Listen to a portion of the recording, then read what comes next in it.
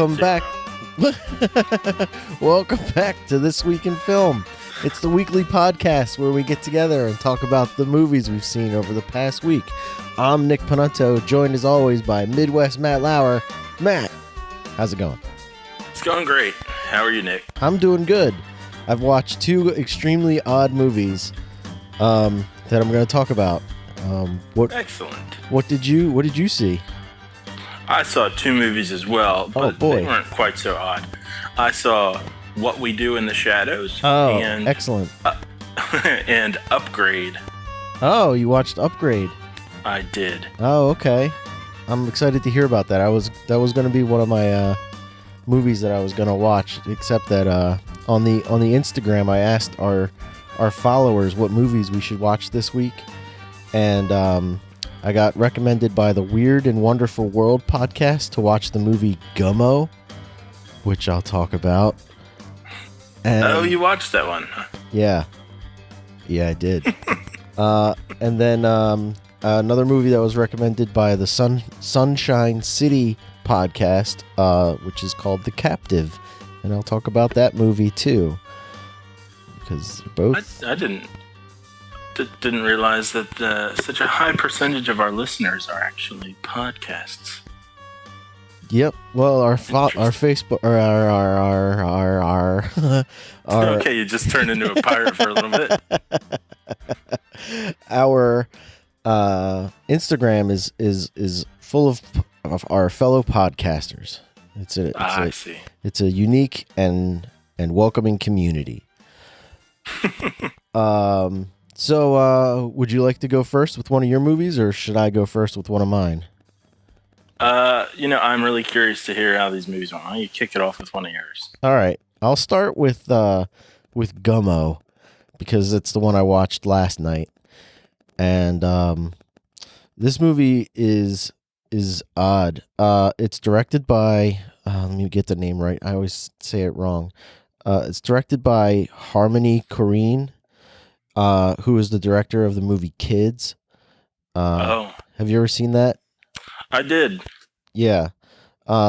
This is just like Kids, except instead of in New York, it's in like a real hick town in Ohio. And it is filthy. Like, it is a filthy movie. Like, from the minute it starts, you feel like you're covered in grit. The movie starts with and the movie has no narrative. There's no plot to the movie at all. It's just and this is what I learned after watching it, is that it's just a bunch of skits, like a bunch of like 5-minute long just skits. And the IMDb description of the movie says that it's a comedy drama. It is not a comedy. There is nothing funny about this movie at all. It's not funny at all. It is disgusting. It is foul and impossible to look away from. Honestly, it's just like Kids, but like in the Midwest, where it's disgusting. Like this town that apparently was devastated by a tornado in the 70s, and I guess just never recovered. And the two main characters of the movie are this one older boy and a younger boy. Like it looks like maybe this one kid is 16 and the other one is 13, and they just kind of ride around town on their bicycles, and they collect roadkill to sell to a butcher and things like that. Like, it's so gross. The movie starts with this long sequence of this one kid who wears bunny ears. Like, do you watch Bob's Burgers? I think I know what you're talking about. I saw one episode, but I think I know what you're talking about with the ear thing. Yeah, the sort one of daughter, like a hat. Yeah, the one daughter wears these bunny ears all the time, and then there's like this one character in the movie who wears bunny ears the whole time. And the movie starts with like 5 minutes of him smoking and peeing off an overpass and spitting off the overpass. He's really having all the fun you can have on an overpass above a highway. And then the very next scene is someone grabbing a cat and drowning it in a barrel of water. Ugh. Yeah. And then the next note I wrote is just, this is gross. This is gross. Everything feels gritty and dirty. And then the movie just kind of continues on, like with like another skit, and it's like the way it's shot is like it's shot in like a regular movie, like a 35 millimeter movie, for like the main skits, and then it like cuts to these. It looks like videotape, or like they're shooting the video off of a TV. Like it looks so distorted and stuff, and they play like this death metal music and stuff. And it's just so weird. And then like the next scene is like these hicks sitting around, and then there the racism comes in. They start dropping the N-word and about how they spend time in prison and all this stuff. And I wrote a note. It was like, there's the racism. It took longer to show up than I thought it would. And I watched the movie with subtitles on, and thank God, because if I didn't, I'm not sure I would have been able to understand what they were saying at all. The accents are super thick, and it's just hard to watch, but difficult to look away. Did you feel that way about kids? Yes. Yeah. Okay. See, I felt like it was hard to watch, but if the person I had watched it with had agreed to turn it off at any point, I would have been fine with that. Yeah. Kids really stuck with me. Like I was like, man, this is a messed up movie. And this movie is kind of the same way. It's really messed up to watch, but like a lot of the visuals and like a lot of the stuff kind of sticks with you. I don't want to say it's a good movie, because I don't think it was very good, but like I can't stop thinking about it, which I guess is what's that? Go ahead. Go ahead. Well, like it doesn't have to be good to give some visuals or to get gritty enough to still kind of hit some sort of nerve. Yeah, exactly. It's it sticks with you. And then the next thing that happens in the movie is that the two main characters just start huffing glue for a while, and then they have like this long conversation about the one boy's gay brother who abandoned him to live in the big city. But they're like high as kites, huffing glue like under a bridge somewhere. And then the next scene is these two 7-year-old kids in what looks like a dump, like a car wreck dump. I don't, what are those called? Junkyard. Yeah, that's it. Let's go with that. And they're just like smashing things in the junkyard and just swearing. Like it's really uncomfortable to listen to these young kids like just swearing. They're just F this, F that. Like it's really uncomfortable to watch. And then the kid with the bunny ears shows up, and they pretend to kill him. And then they kind of go through all of his stuff, and it doesn't make any sense at all. And it's at this point that I realized, or that I asked the question, like, is this movie supposed to be a documentary of this town, or what? Because there doesn't seem to be any story. And then that's when I looked it up, and I realized like it's just a bunch of skits put together in a movie. Like there's no linearness to the movie at all. And they're not real people. Like it's not like Well, I looked into that too, and it's like 75% of the cast are people from this town, like non-actors from this town, which is really impressive, because some of the performances of these people are really good. Like there's this one sequence where they're all drunk in a room, and they start fighting a chair. Like, I don't know, I guess this is what they do for fun. And they start wrestling with this chair, trying to smash it. And it goes on for forever, but like, it feels really real. Like they're really going to do it. And then I looked it up on IMDb, and it turns out that the one guy in the scene had just gotten out of prison. And so like, it's a lot of weird stuff like that. Like a lot of stuff where while you're watching it, you're unsure of, is this an actor, or is this like a real person? Because it feels so genuine. It feels so real, like what you're watching. It's very difficult to figure out what's real or fake. And that brings me to like another point, which is there's a couple of people in the movie that have like mental issues.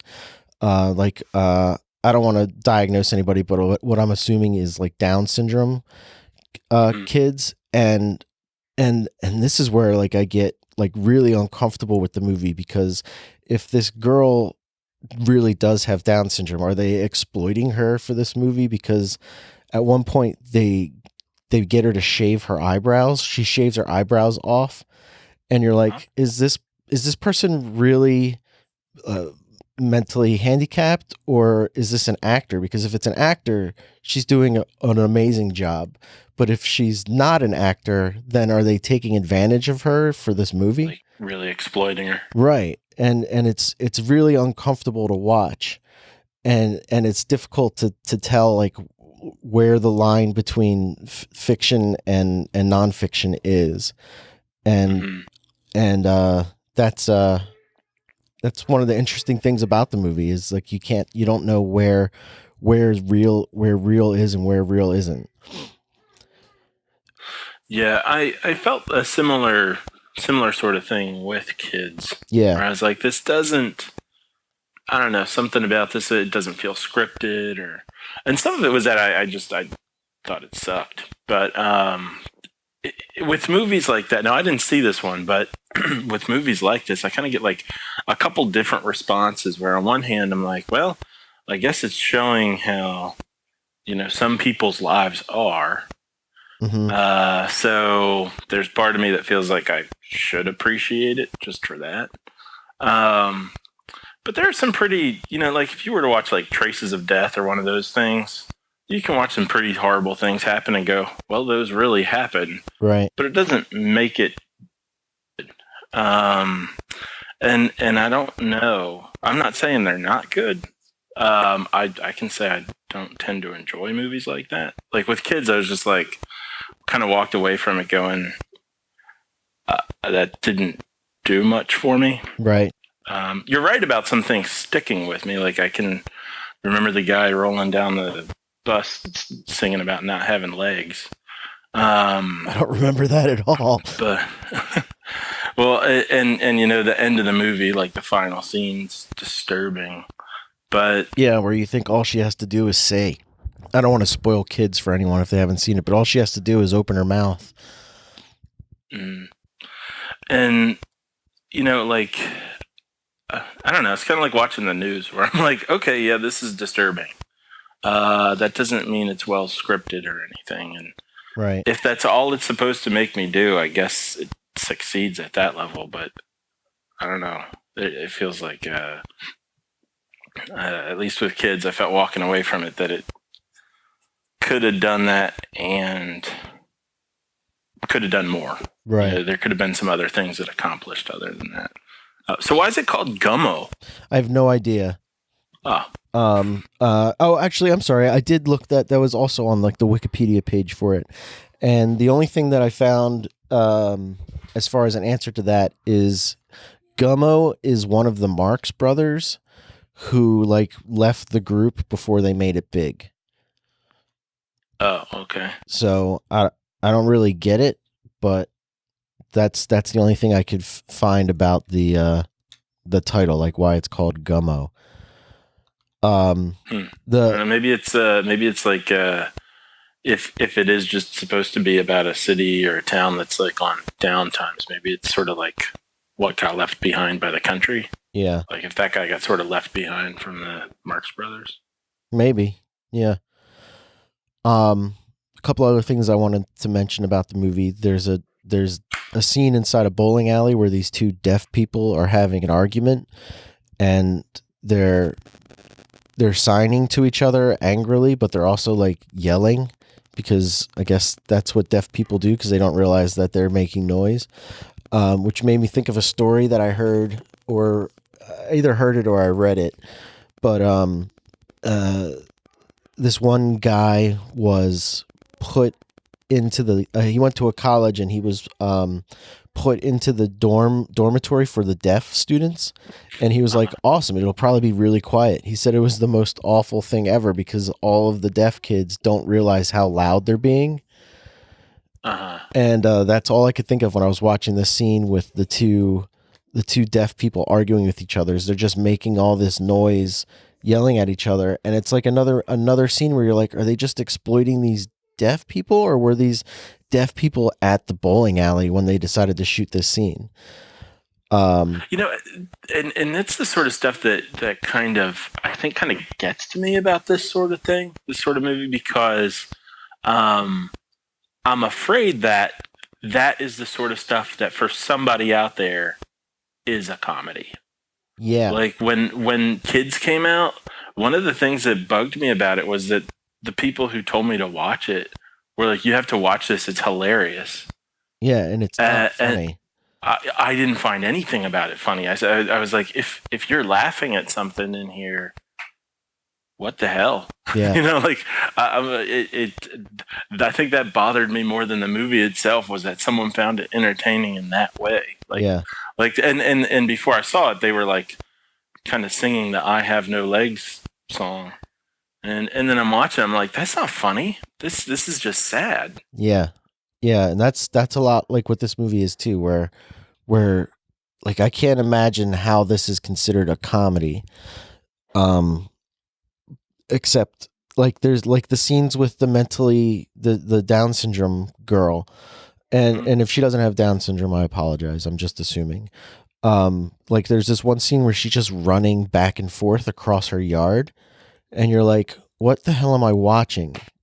Is this supposed to be the part that's funny? Because this isn't funny. You're just taping this girl, and if she's just an actress, then she's doing an amazing job. But if she's not an actress, then what am I watching?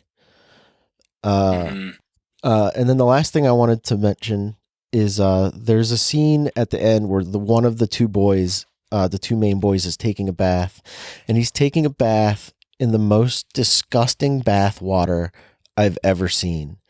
It's black. The water is black brown, and he's just like playing in the tub, like scrubbing up. And then his mom brings in this tray of food, which is like this disgusting looking spaghetti and strawberry chocolate milk. Oh, sorry, just not strawberry chocolate, just strawberry milk. And he just sounds better than strawberry milk. He just sits. Yeah, strawberry milk is disgusting. And Yeah. And he's just sitting in this filthy bath water, and you don't know if the water is disgusting because of how dirty this kid is, or if that's just how dirty the tub is. And it's so gross.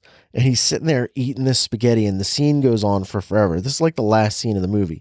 The scene goes on forever, and there's like a little cutaway where the doorbell rings, and the mom answers the door, and there's these two kids that are selling candy.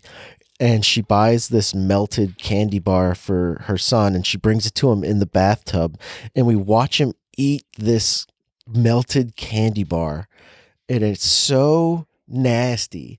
It's probably the most disgusting thing I've ever seen. And it just goes on for so long. And the next note I wrote is, I don't know what I just watched. And it's just so bad. Or not, I don't want to say it's bad because I can't stop thinking about it, but it's just so visually striking where you're like, you just think of this actor sitting in this water, and it's like, so gross. There's another scene in the movie where in the Wikipedia it said that the houses that they go into, and like a lot of these houses are filled, like they look like hoarders. The houses are just disgusting, and like they didn't create sets. They just kind of went into these houses and shot, and the crew had to wear like hazmat suits because the houses were so disgusting. And there's this one sequence where there's a kid who's taking picture frames off the wall, and there are just bugs behind the picture frames, and it's so nasty. And you're like, oh my god, where are we? And you're like, oh man, some people really live like this. This is horrible. And is this the comedy? This isn't comedy. It's just difficult to watch. It sounds like it is sort of a documentary, but just without a thesis. Yeah. Yeah, like there's no real like narrative line to it. It's just like here's this next thing that happens. And then I just wanted to mention that in the credits it lists that there's a Steadicam operator, and I'm like, there's no way that this guy did anything because the movie looks like it was shot by somebody doing jumping jacks. And then there's well, that doesn't sound too good. Yeah, and then finally, there's a lot of animal cruelty in the movie, like a lot of horrible things that they do to cats in this movie. Yeah. And there is a big disclaimer at the end that says animal action was monitored by the Humane Society, and then in the Wikipedia it said like all the cats that they torture and stuff are just puppets and stuff.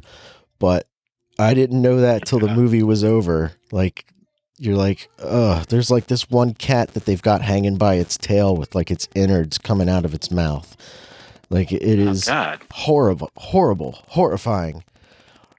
Ugh, yeah. I want to vomit just hearing about this. Yeah, so check out Gummo. Jesus. It was really hard. It was really hard to find. It's not on Netflix or Amazon Prime. It was a difficult movie to locate. But Gummo from 1997. Oh man. Yeah. I didn't even see it, and I feel like I need to wash the taste of that out of my mouth. Speaking of, so about that strawberry milk. Yeah. I'm just gonna switch gears here a little bit. Actually, there was something else we said, and it was about the young lady with potentially with Down syndrome, and whether you're watching an actor or not, even if it is an actor and she's doing a great job, still like I'd still question like what is the entertainment value here for people.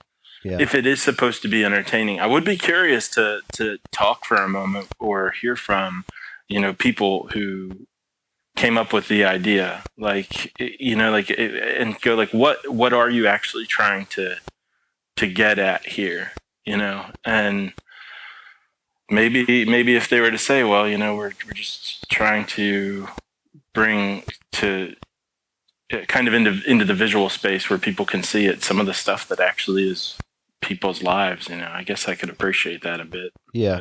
But I would say though, do you think of your movie as a comedy? And if they said that, I'd be like, fuck you. You're a terrible person. Right. Jesus. One other thing I'll mention is that the movie has Chloe Sevigny in it, who's like the only actress of any name that I recognized in it. So who is that? She's like an indie actress. Let me look her up real quick. She's Birdemic. No, she's you'd recognize her if you saw her. She's known for she was in Boys Don't Cry. Oh, okay. And that's it. That's it. She's a name. Okay. Yeah.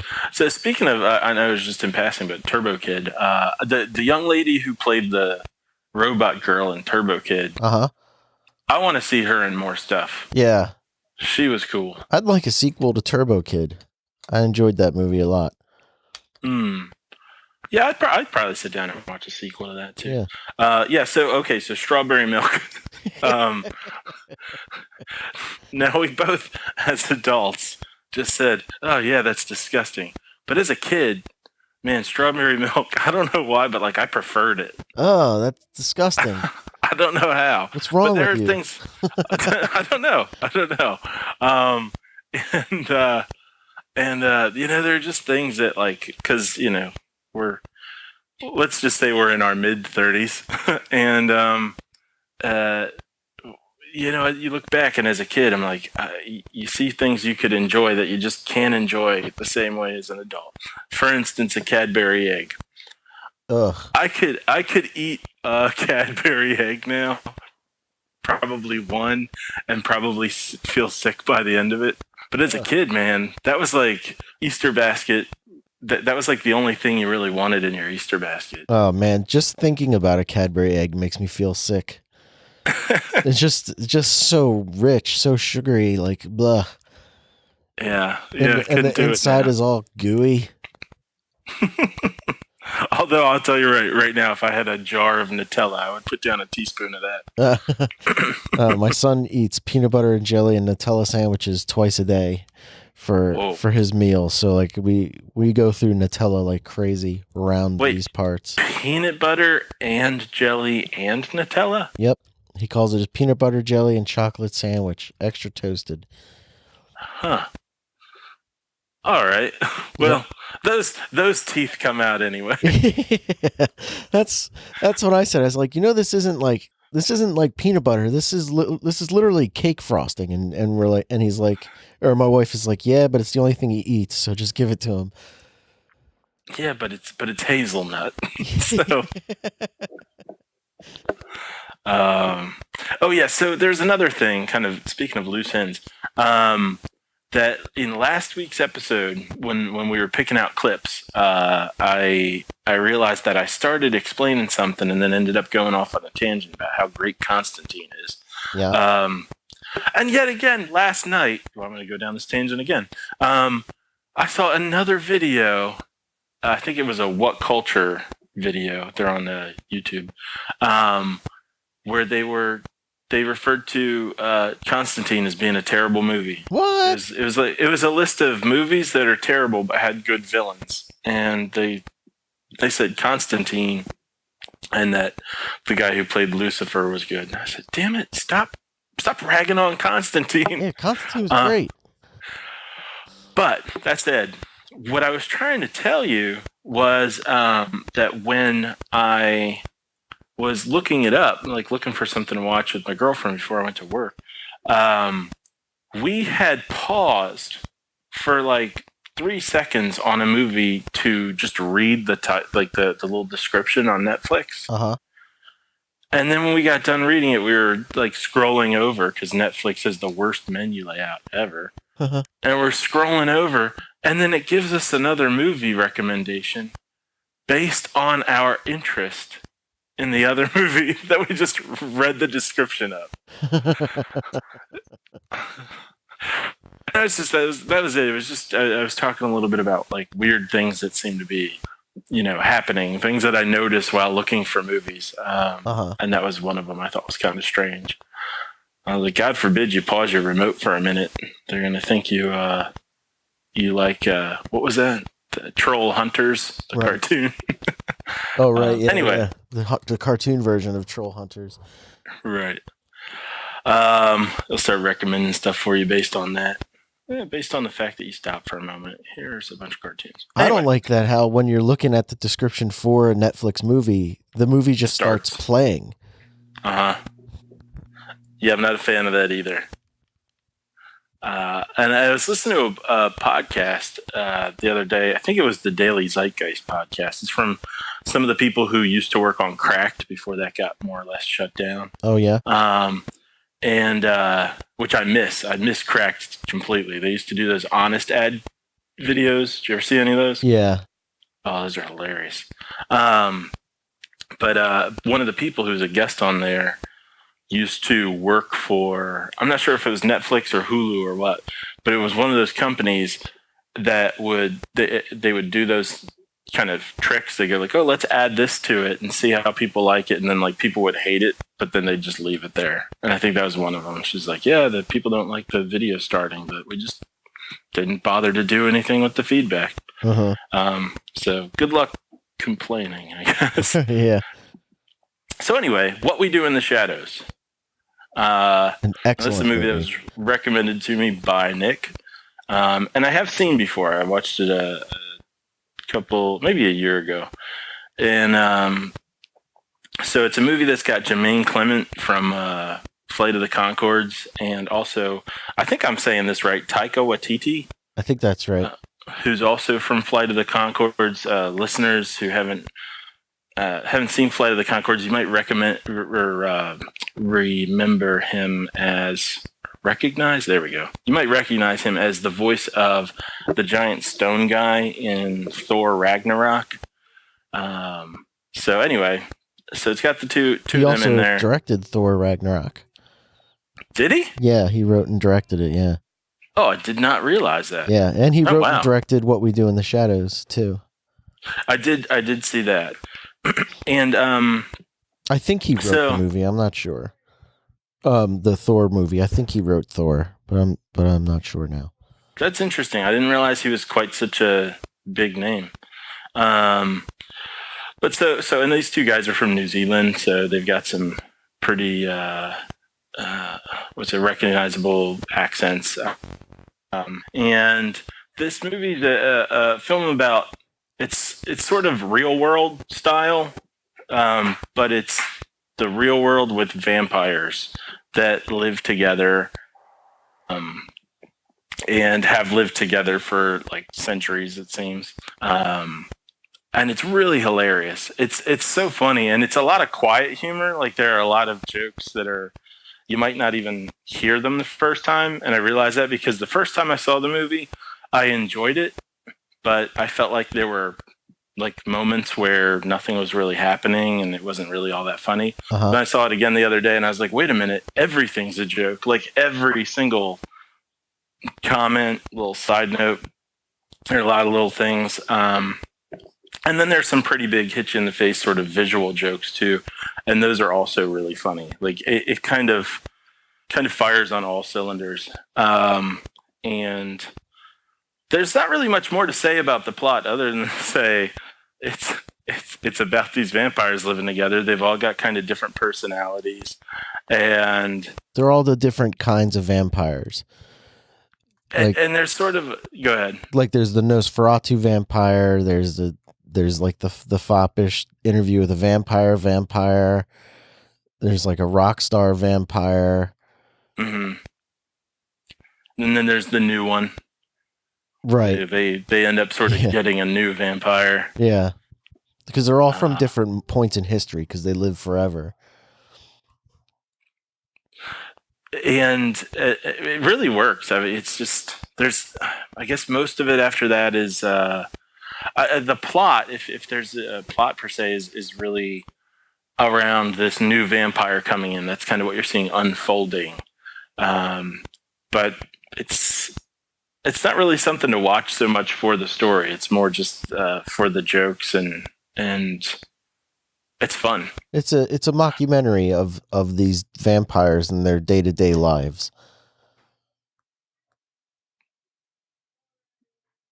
And that's it. Yeah. That's an accurate description, and there's not a whole lot to say about it, but I would recommend it to most people. Okay. I can't think of a I guess if you like big action movies, you might not enjoy it, but I can't imagine that. I think it'd be pretty entertaining for anybody. Yeah, I loved it. I've seen it a few times now, and I think it's phenomenal. I think it's just a great movie. The guy who made What We Do in the Shadows, the Taika Waititi, he's directed quite a few movies that are all critically acclaimed. There's one that came out I think last year before Thor called Hunt for the Wilder People, which I haven't seen yet, but I've been like, I can't wait to watch it. I just keep forgetting about it. It's Does it have Sam Neill in it? I don't know. Let me click on this right now. Scroll down. It does. It does have Sam Neill in it. Okay, yeah, I was interested in seeing that too. That's supposed to be another excellent movie. He made Thor Ragnarok, which is an excellent movie.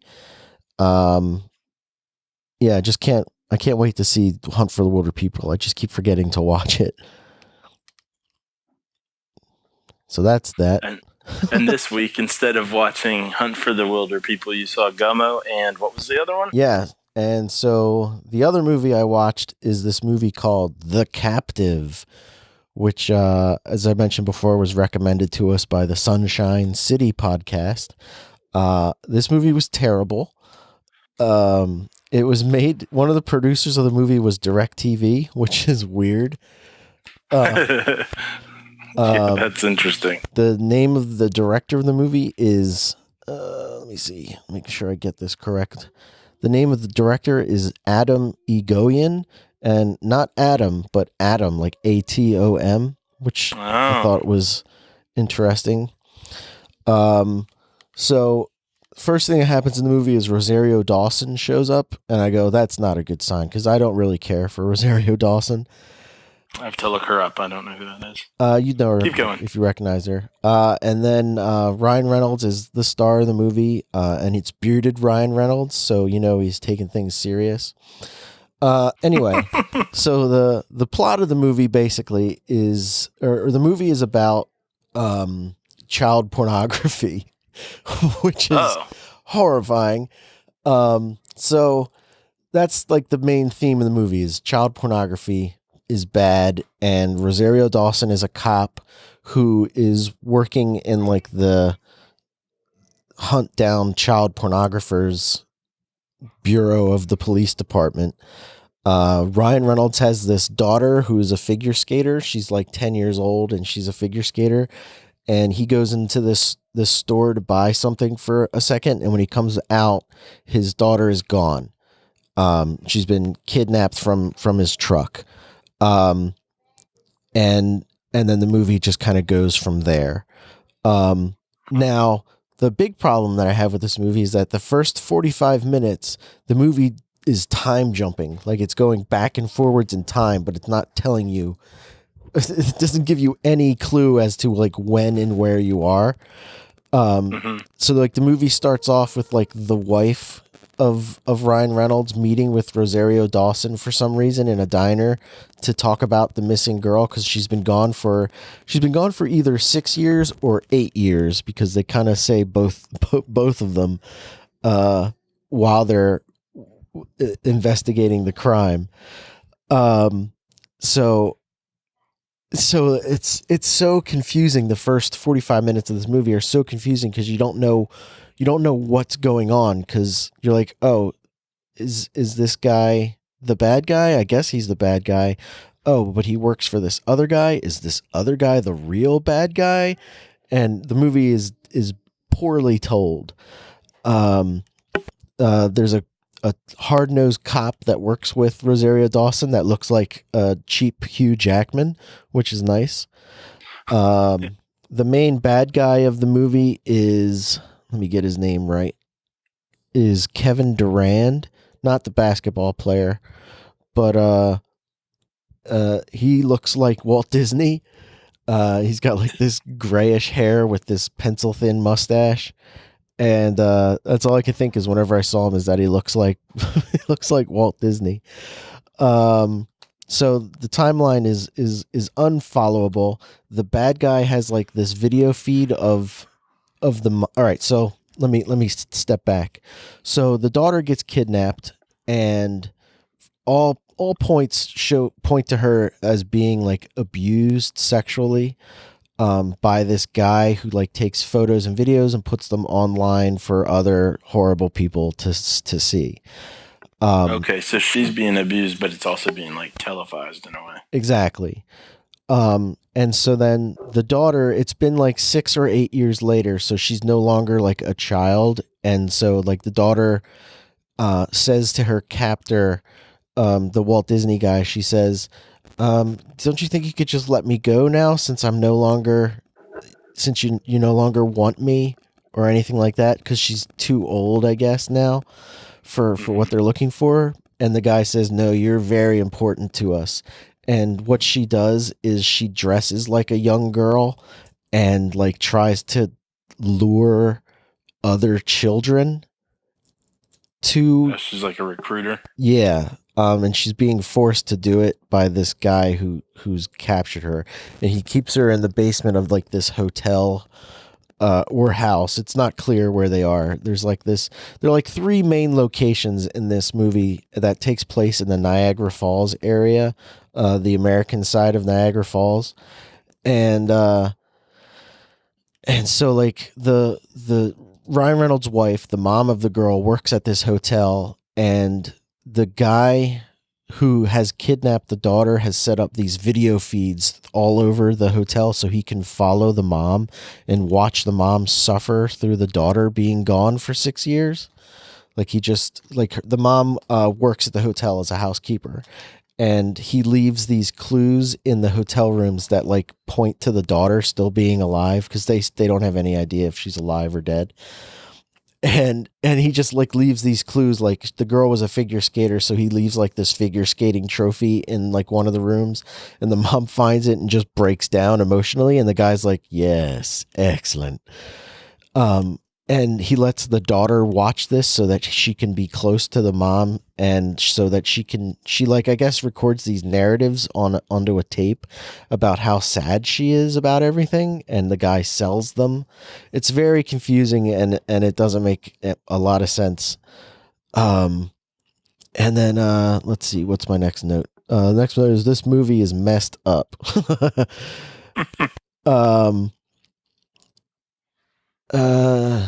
And so the movie no, go ahead. Well, I was gonna say, it sounds like there's sort of an audience or a market for kind of every aspect of what he's doing. Yeah, I guess. I can sell the video of the girl being abused. I can also sell video of her crying about how she hates her life, and I can. I guess he's the audience for watching the parents' misery. And he's like this ringleader for this huge ring of pedophilia, child pornography stuff. And so then the movie jumps back in time again to where like the daughter is first kidnapped, and Ryan Reynolds is at the police station, and he's like an emotional wreck, and the Hugh Jackman cop immediately assumes that he's sold his daughter into like sex slavery, and he just starts like they just basically the movie accuses. Yes, Jill. Oh, breaking news. My wife would like to make a point. She watched this movie with us. Here she is. Well, no, I just wanted to say that the cop has this beef with Ryan Reynolds' character, but we never find out why. You remember? Yeah, the cop like immediately says, "Bye, Jill. Thanks for stopping in." Bye, Jill. The cop has like this immediate beef with Ryan Reynolds, like Jill says, like he hates him immediately and suspects him of selling his daughter into sex slavery, and there's no reason why other than he's like, well, you have a lot of debt because your business is failing. You must have sold your daughter, huh? And Ryan Reynolds is like, what the hell are you talking about, man? And it's like ridiculous. Everything involving the police is just ridiculous. So I'm going to get into spoilers for the movie now because I don't think anybody should watch this. So then the super cop and his team do this one sting where they are able to capture a child abductor. And the guy's in prison, and he says to Walt Disney, "You need to make Rosario Dawson disappear. That's the only way I'm not going to rat everybody out about this. You need to make her disappear." So Walt Disney's like, "Okay," and then they capture her and put her in a van, and you're like, "Oh man, this movie has like 10 minutes left. What is going on?" And so, they're able to rescue the daughter. They rescue the daughter because the movie needs to wrap up. The movie needs to wrap up, and it's just like the movie has to end.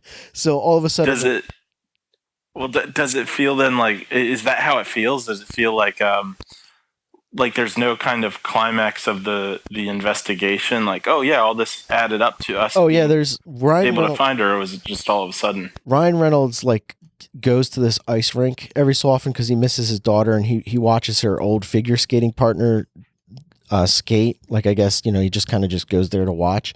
And while he's there, he overhears someone saying, "Hey, you used to have a figure skating partner, right?" And Ryan Reynolds just assumes she knows where my daughter is. I'm gonna follow her. So he gets into his car and follows this girl who is riding with Walt Disney, and and he puts his cell phone in the trunk of, or the back of this Jeep that they're in, and the cops are like, I guess we'll follow this car now. So they just follow him back to the house, and that's where they rescue the daughter. And all this time, Rosario Dawson is still captured, and they're like, where is she? Where is she? And Walt Disney's like, I don't know. Or he's like, I'm not going to tell you. And then he dies on the ground. And then they go to the hospital where Super Cop is, because he got shot. And the girl that they rescued is there. The main girl is there, and she's like, thanks for rescuing me. I'm sure we'll find your cop friend. And then they just go to the scene where they find her. Well, that doesn't sound very satisfying. It's not. Was this in theaters? I don't think so, because it's a DirecTV movie. But oh right, yeah. I mean, it might have been, but it's just it doesn't make any sense. Like, the movie has 10 minutes to wrap it up, and 4 of those are credits. Like, it's so bad. Also, nobody wears a seatbelt in Ryan Reynolds' car, which is dangerous. You should wear a seatbelt. Dun, dun, dun, dun. Oh man. There's like that doesn't sound very good. Yeah, you should watch it. No. Yeah, it's on well, it's on maybe, I don't Netflix. know. Check it out. It's really bad, because like there's a good movie in there, like a good movie where you're like, oh man, this is a very serious topic about something that is actually happening in the world, and it's a terrible thing, and here's this awful movie that they made about it. Yeah, I don't know if there's going to be a serious movie about that sort of thing, because so far it's been this Taken. Yeah, but at least Taken was awesome. Was it? It was. Taken was great. You say so. Yeah. So that's The Captive. Well, and I did look up Rosario Dawson, and I realized that that's like the 3rd time I've looked this woman up. Like, I think I'm just going to be in a perpetual loop where people say her name, and I go, I have no idea who that is. I know the name, and then look her up and go, dang it, it's that same woman it was before. Yeah. Anyway, well, I'll probably get around to watching that sometime when I have some friends over to watch something bad. Like it's either that or a Nicolas Cage movie. Yeah, it's bad. Like, it's a movie that feels like it's trying to be way more important than it is, where you're like watching, you're like, oh man, this is really serious subject matter. Like I'm interested to see what they're going to do with this. And then like the movie time jumps left and right with no clue as to what's going on. Like, Ryan Reynolds' wife, I thought was 3 different people until about halfway through the movie. Like, I thought it was 3 different actresses. And it doesn't. She just kept having different haircuts. She has different haircuts. She looks different. And like the scene where the daughter gets captured, they're like at the skating rink, and they're like, oh, we love you. Your mom's going to go to work, and I'm going to take you home. And the mom drives away, and the dad drives away. And then minutes later, the mom is at a hotel where she works as a housekeeper. And she's like, hey, what are you guys doing? And I'm like, hasn't it just been like 2 minutes since they saw each other? So like the time is so fluid in this movie that it doesn't make any sense. And at the end, when they just rescue Rosario Dawson because they forgot they needed to wrap the movie up. This is so funny. Like, here's that plot point you were wondering about. Yeah. So that's The Captive. Okay. And I watched Upgrade, and so Upgrade, as I mentioned before, when I saw a preview for it, stars a guy who's not Tom Hardy. But is it the guy who is RoboCop, the new RoboCop guy? No, he doesn't look like Tom Hardy at all. What are you talking about? He's like a cheap Tom Hardy. How dare you? No, I'm just messing with you. No, it's a guy named Logan Marshall Green. Uh-huh. He was in Prometheus as not Tom Hardy, and I think he was in some other movie in which he also, well, probably any movie he's in, he looks like not quite Tom Hardy.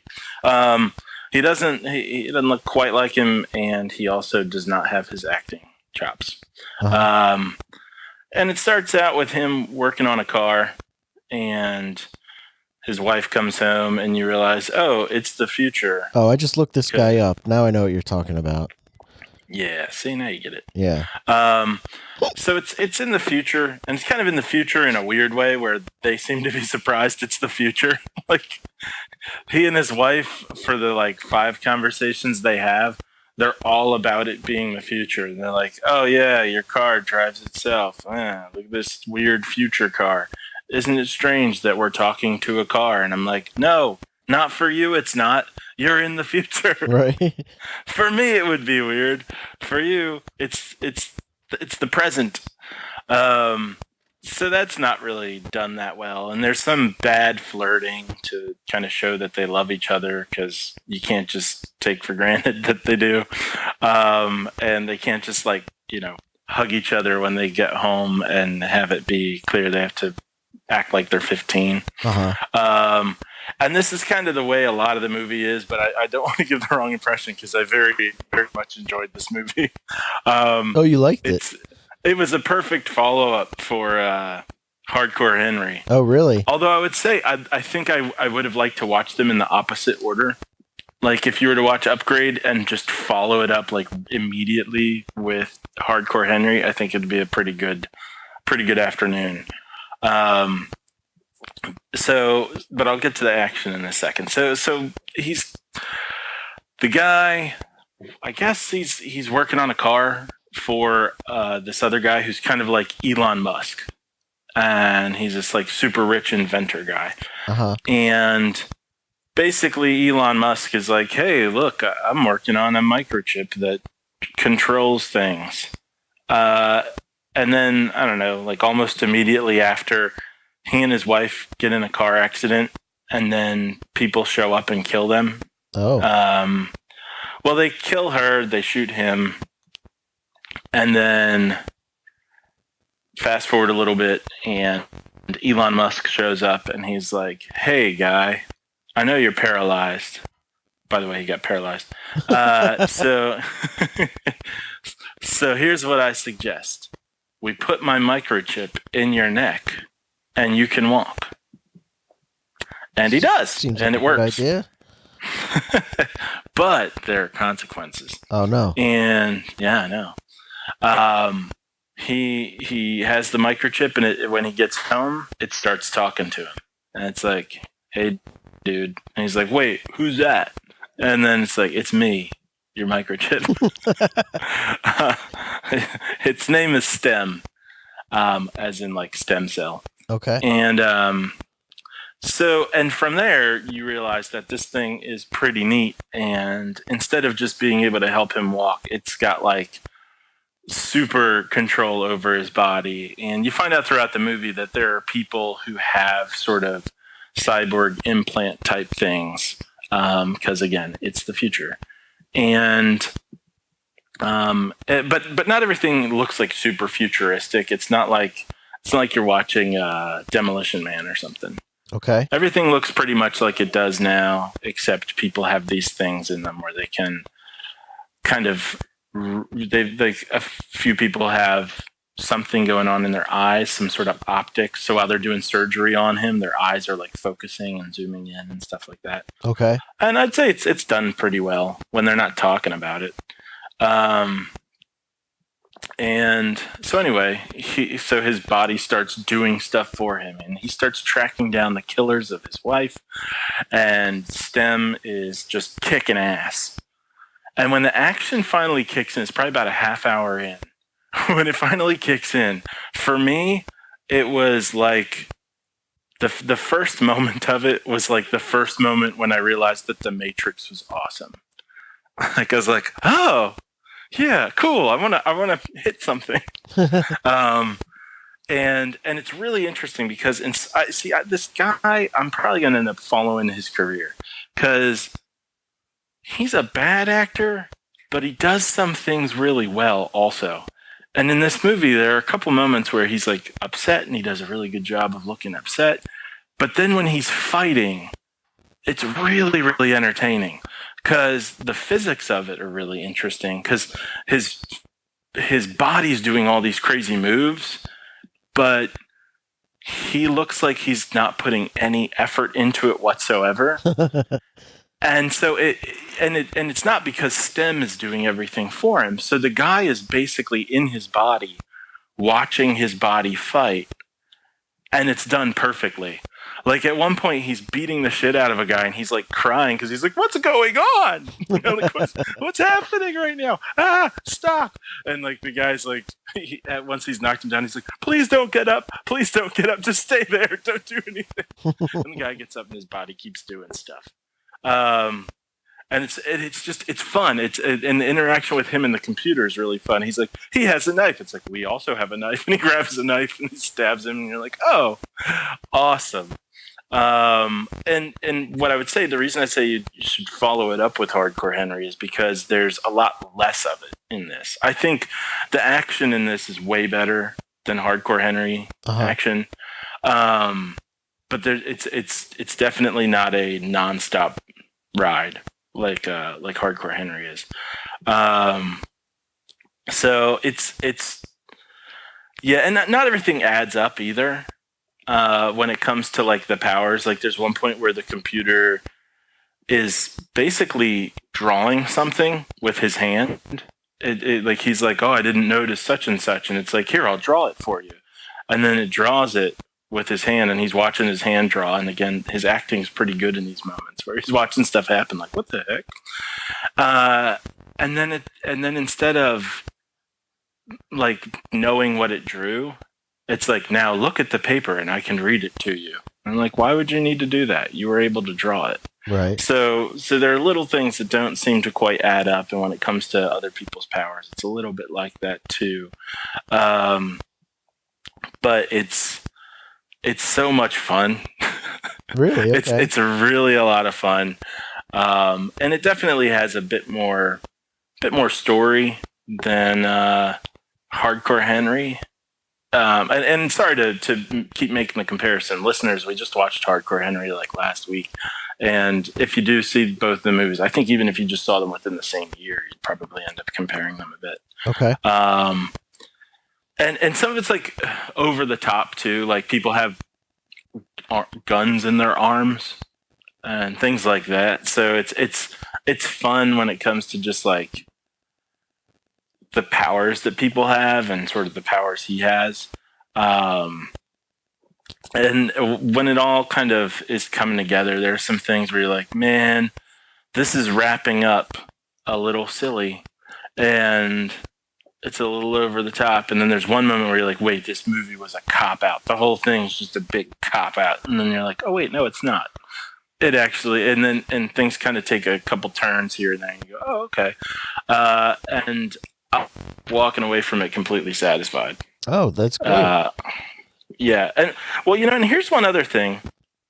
And this isn't the sort of thing that usually does a lot for me. So for someone like you, you might even enjoy it more. But like the colors in this movie, it's not every scene that there's some sort of amazing color stuff going on.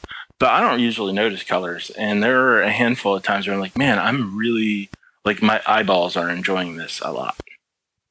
Okay. So I would give a pretty solid recommend for Upgrade. Okay. Don't watch it as I'm going to watch this great mystery movie where a lot of investigation, like The Captive.